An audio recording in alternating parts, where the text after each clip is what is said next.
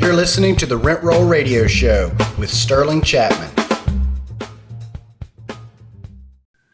Hey, Rent Roll Radio listeners, welcome back to the show. This is your host, Sterling Chapman, as always. Today, I am joined by Gustavo Muñoz Castro. He is the founder and CEO of PowerISA. He is here to help us and talk about deal flow, the one pain point that I think all of us real estate investors are constantly coming up against, especially in today's market where there seems to be money around every corner, but no deals anywhere to be found. So, Gustavo, welcome to the show, and thank you so much for joining us. We're going to have a ton of questions on this one. Awesome. Thank you, Sterling. Glad to be here. Gustavo, can you give us a little quick rundown of your background, kind of how you got into real estate, how you got into finding deals and what you did before and what made you switch gears? Yeah, definitely. Yeah. So, I'm born and raised in Mexico. Went to school in Mexico, got recruited to go work for Microsoft. This was back in 2004, like a while ago. And I moved to the U.S., got to work there. And I worked at Microsoft for 10 years. So it wasn't like a short career. It was a pretty, I was there for quite a while. During that time, it's a great company, great, high tech is a great career. But it was a dream job. I love saying it this way. It was a dream job. It just ended up not really being my dream. So I went there. I got a lot of, benefits from being with such a big company. I was able to come to the US. They helped me become a citizen. I mean, nothing but good things to say about that company. But one of the things that happened, when I was there, my wife moved with me a couple of years later from Mexico, went to join me. And she got licensed as a real estate agent. As soon as she was able to work, she got into the game. And I was like, wow, that's interesting. I thought you wanted to do something else. He's like, no, let's try this out. It was 2006 at the time. So the market was it was 100%. It was going crazy. When she first arrived, it was 2006. She got licensed in 2008. Right? Because man, this market's never going to end. It's a bull. It's going crazy. 2008 happened. But she was the rookie of the year for her office with Coldwell Banker. And I think she only had to sell like 9 deals to do that, right? But it was like the world was ending and she was making it happen, which I thought was pretty interesting. So I got licensed in 2010, still working at Microsoft full time, and I would help her out nights and weekends, which was fun for me.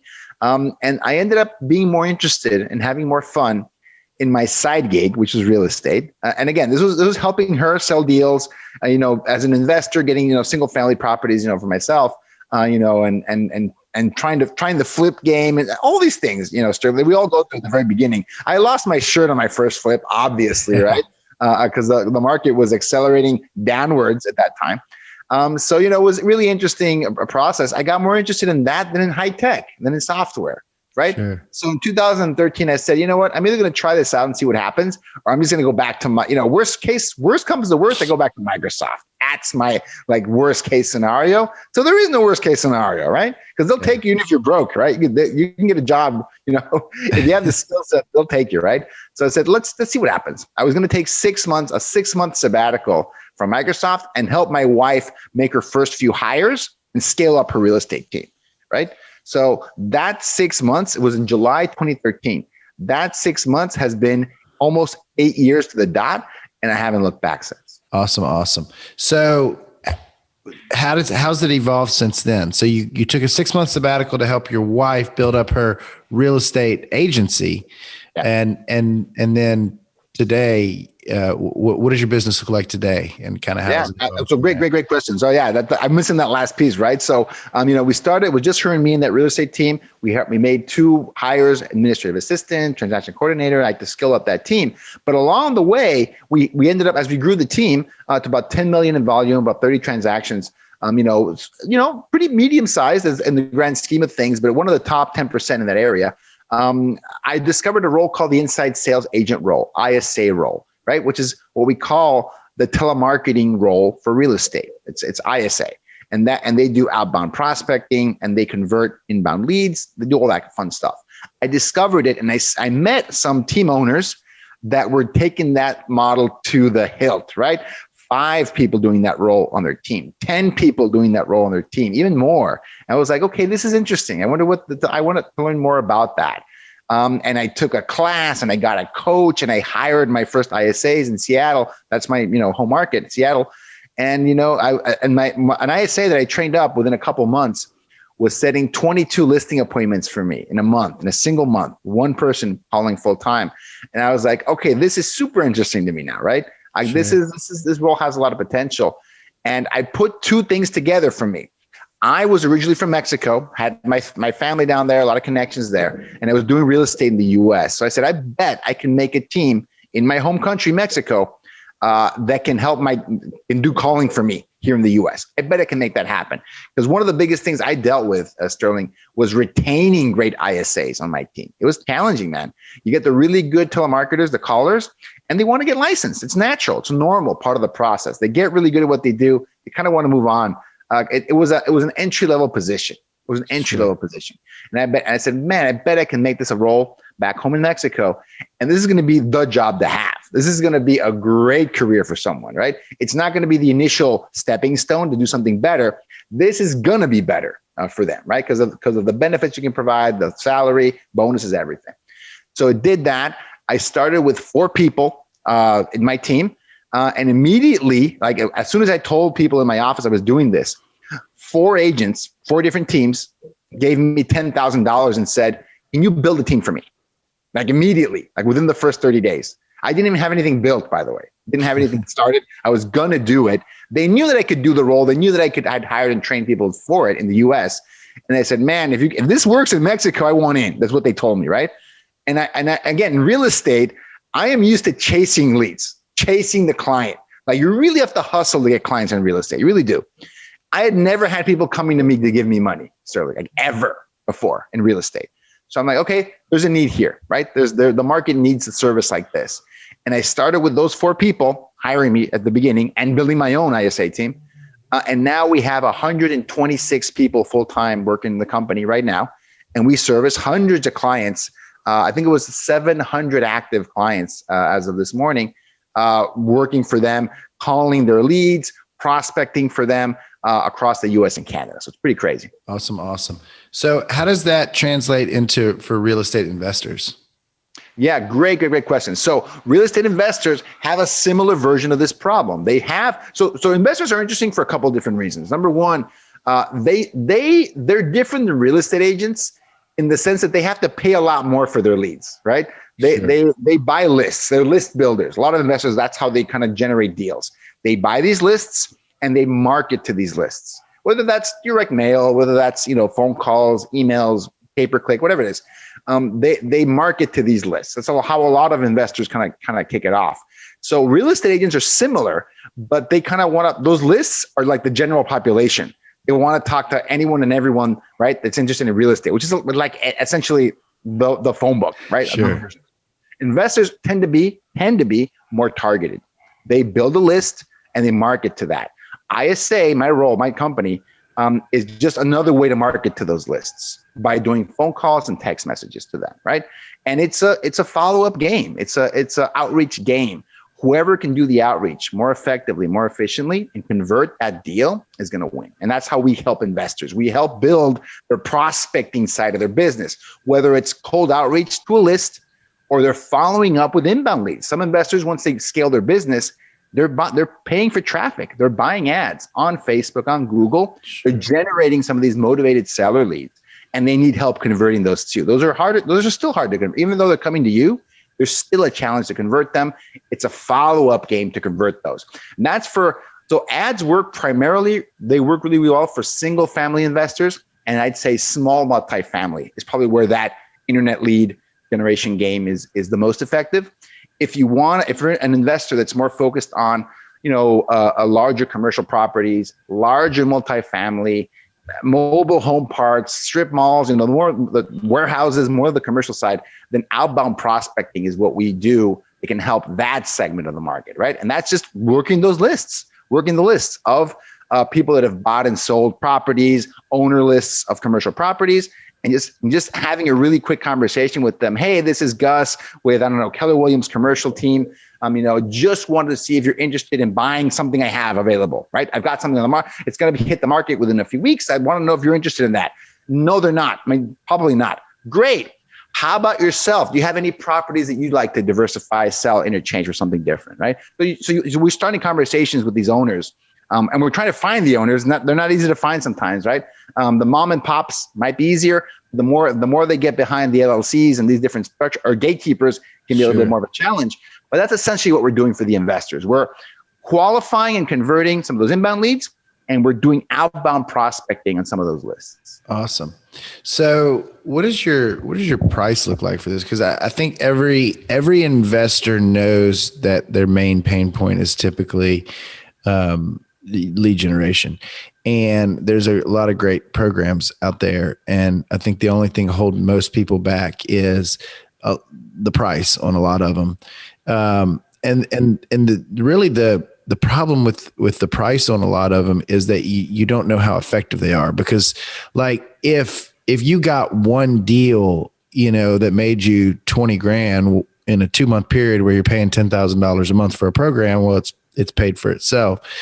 I think the fear is like spending thousands of dollars and never seeing anything back. So like, I guess it's 2 questions. One is like, what's your success rate? What's your kind of like, how many lead conversions are you typically seeing? And then what's the price, and what's the ratio relationship there? Yeah, no, it's a really good question, because I'm a business owner myself, right? And if I'm going to make a commitment, that I have to invest thousands of dollars into, I'm going to ask kind of the exact same question. So I'm going to answer your question a couple of different ways. Number one, I want to answer it more generically, not just PowerISA. Because let's say you want to hire someone in-house, like someone from, in your area, or someone from your database, or someone that you found, on Indeed.com. So if you want to hire an in-house ISA, that's going to cost you somewhere between, it's usually a salary plus bonus position, right? Because you want someone that's going to be sitting down all day on the phone. So you have to have some kind of base salary to keep them there, but they really want to go fishing for those commission checks, right? So it's got to be some kind of salary plus bonus position. Typically in the US, it's going to cost you maybe $10 to $20 an hour. 10 on the low end. Some states you can get away with that. Get someone in the office for $10 an hour. In some areas, it's got to be closer to $20 an hour, because you're going to be in a higher cost of living area, right? And then you got to get them in the room for that cost, 10 to $20 an hour, plus whatever you're going to bonus them on, right? And that just depends on your deal size. It might be 1% of a deal. It might be 10% of a deal. If your deal size is going to be $20,000 gain, maybe it's going to be 10%, because you want to get a couple grand off that deal. If you're a real estate agent and your commission checks are larger than that, like 30, 40,000, okay, well, you might have to do 5% of a deal that's way larger than that. So you got to figure out what that commission structure looks like. But ISAs make salary plus commission. So that's for the US based ISA. If someone wants to hire right now, we're in the pandemic. People are going to work remotely anyway in a lot of areas, right? So you have the ability to not just hire remotely within the US, but a lot of folks hire remotely outside the US. And primarily for real estate, people go to either the Philippines or Mexico and Latin America. It's typically the 2 markets that you're going to fulfill. And they're very different, right? Philippines is always going to be the lowest cost. You can get someone that can speak pretty good English, decent English, for $2 to $3 an hour. And sometimes like college educated, even like a master's degree. Philippines is kind of a funny place that way. You can get it for a couple bucks an hour. And then probably you want to do a little bit more than that, because the higher the salary, the better the English skills you're going to get, right? Mexico and Latin America are going to be more expensive than that, but less in the US. So even Mexico is going to be maybe $4 to $6 an hour, but you're going to get people that lived in the US. And, I don't know if you've worked with virtual assistants before, Sterling, but it's a big difference. Someone that speaks really good English versus someone that's like speaks US English. Like, and I'm talking about like sarcasm and the US humor, the US, that's a very US thing. It's, it's kind of hard to teach that in an English school.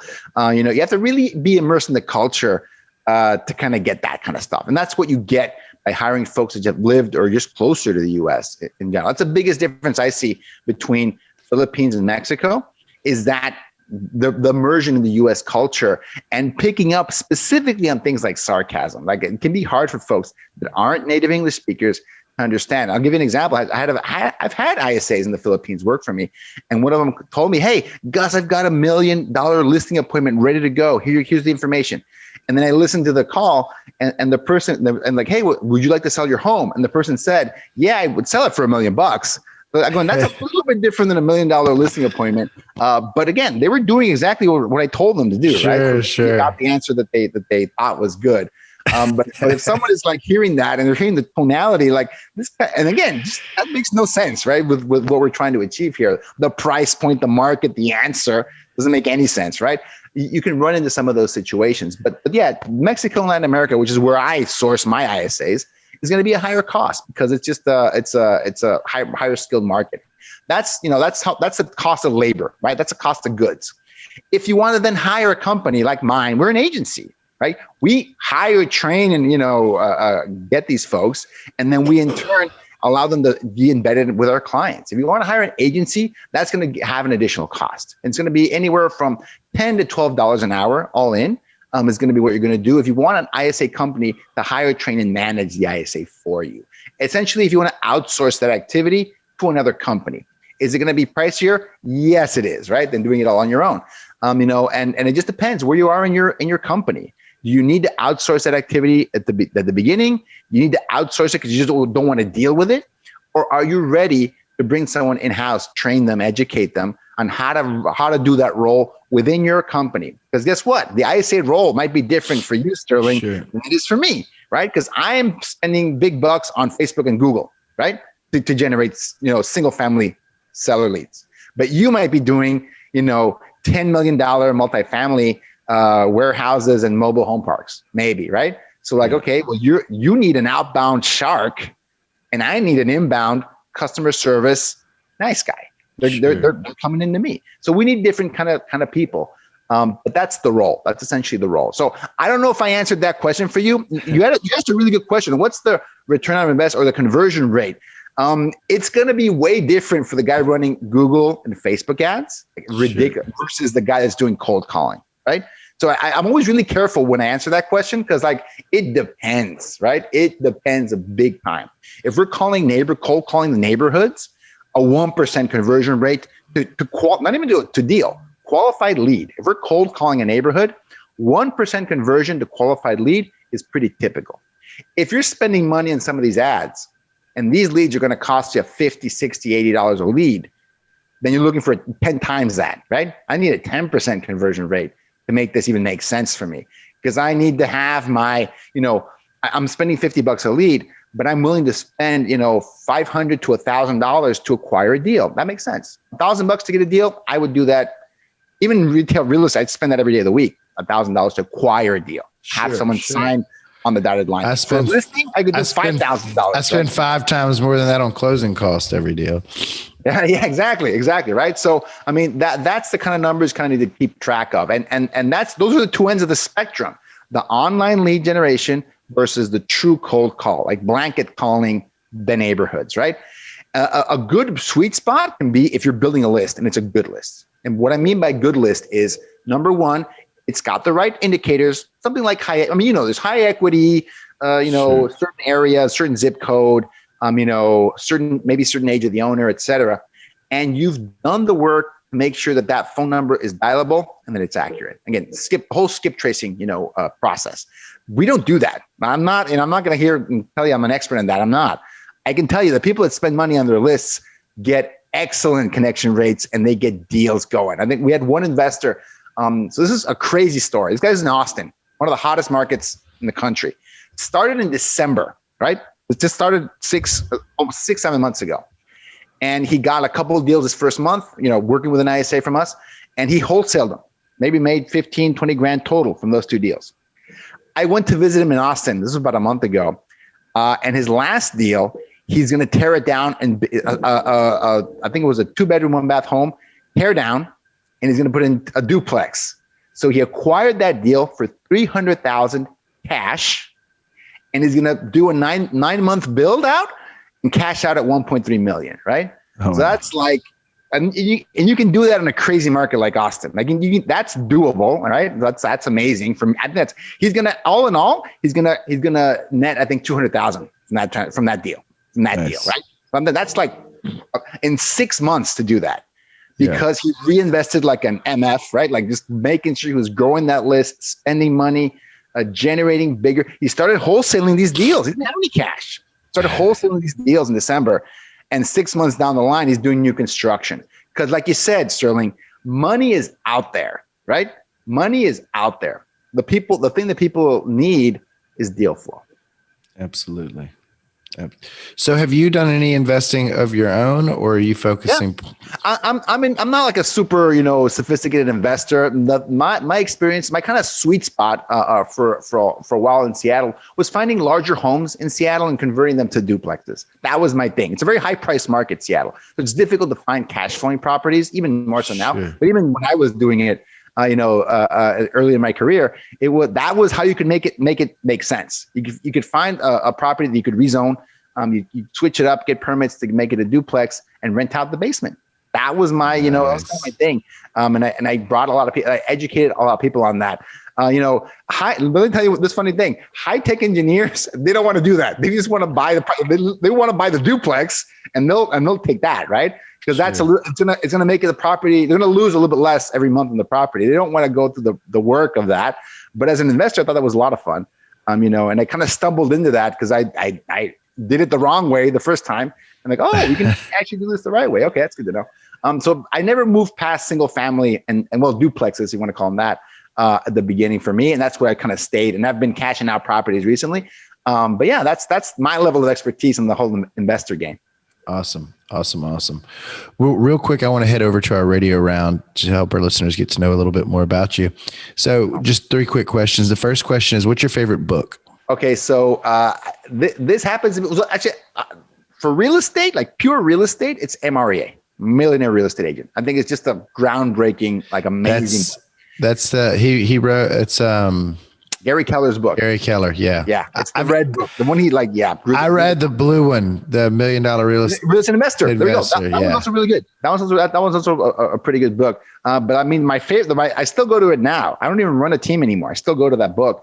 Because the principles are so solid, about running a business, that I use that book. But my sentimental favorite though is being super real with you, Rich Dad Poor Dad. Well, yeah, we get that one a lot. Mindset shifting, sure. earthquake book for me, and just being super real with you.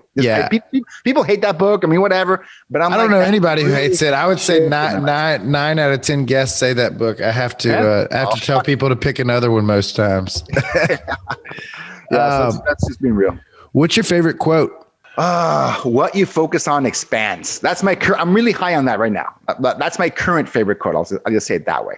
And I got that from a training. What you focus on expands. Nice. My favorite quote's always the one I just read. So exactly. That's the one I'm high on right now. Because I got so many things to do. I run a pretty big company now. It's, I'm getting pulled all these directions. And no, bro. I mean, what you focus on expands. What are you spending your time on? That's going to grow and move the business forward. Yep. So what's your favorite thing to do outside of work? What's my favorite? Baseball. I'm a huge baseball fan. I just took my kid to a game on Sunday. Man, just like to tune out, right? Just turn off the cell phone, sit down with my kid, and just watch a nice game of baseball. Love that. Awesome.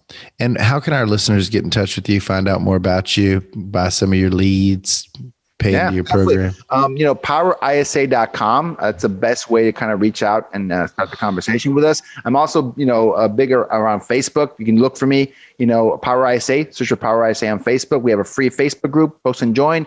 I always love talking about, marketing and conversion in that Facebook group. Answer any questions. We can continue the conversation there too. Awesome. Well, Gustavo, thank you so much for joining. I really appreciate it. I'm certainly going to go to the website and learn more about it because that, as I mentioned, that's definitely a struggle for all of us out there. So awesome that you're doing out there doing what you're doing and helping us stay in business. So we'll definitely be following you and keeping in touch till we meet again. Have a good one. All right. Thanks. Thanks for tuning in to the Rent Roll Radio Show brought to you by Crestworth Capital. We hope you enjoyed the show, and if you did, please hit the subscribe button and leave us a rating and review.